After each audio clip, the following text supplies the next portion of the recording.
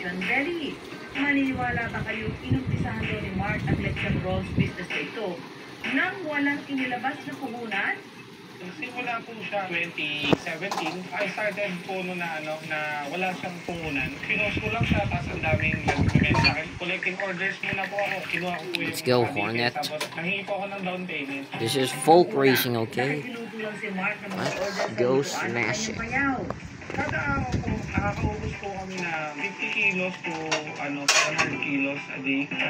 Winner din ang kanilang putok-batok combo meals tulad ng Let's go. lechon belly with sisig, chicharong bulaklak and rice. Chicharong bulaklak and rice at lechon belly with tapa. Mag-add lang ng 20 pesos, may drink na, only rice pa.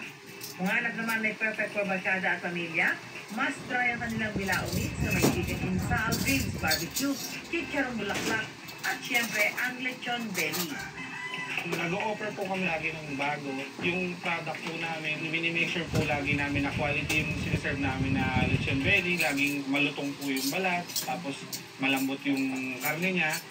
Sa mga gusto rin pasukin ng lechon belly business, isi-share ni Mark kung paano ito gawin. Pagkatapos ugasan mabuti ang liempo, tatanggalan ito ng mga buto. Ihiwaan para mas manuot daw ang mga papalasang asin, paminta, sasamahan ng bawang, sibuyas, toyo at kalamansi, tanglad, spring onions at sili. Irorolyo at tatalian saka tutubugin. Inaabot ng 2 hanggang 3 oras ang pagluto sa isang lechon belly, depende sa laki. Sa pagluluto ng lechon belly, ang mapapayo ko lang is slow cook to perfection lang siya. Huwag mo siyang madaliin para mas lalong manuot yung lasa. Plus, lumambot ang karne, tapos malutong ang kanyang balat. Ano talaga po kami kumuha dito? Pinabalikan po namin dito yung napakalutong po nila. Balat po lang natin po ako. Saktong-sakto lang yung crunchy nung ano niya. Para palakihin ang negosyo, importante raw ang consistent promotion. Mga customer namin yung group na masarap yung lechon belly namin. Kung ano yung feedback nila, ay yung ipinopost namin online. Sila na rin po yung usang nag-share. Kung natikman nila yung lechon belly namin, i-refer nila dun sa mga kaibigan nila. Kaway-kaway sa mga gusto magtagumpay dahil pwede rin kayo maging reseller ni Mark.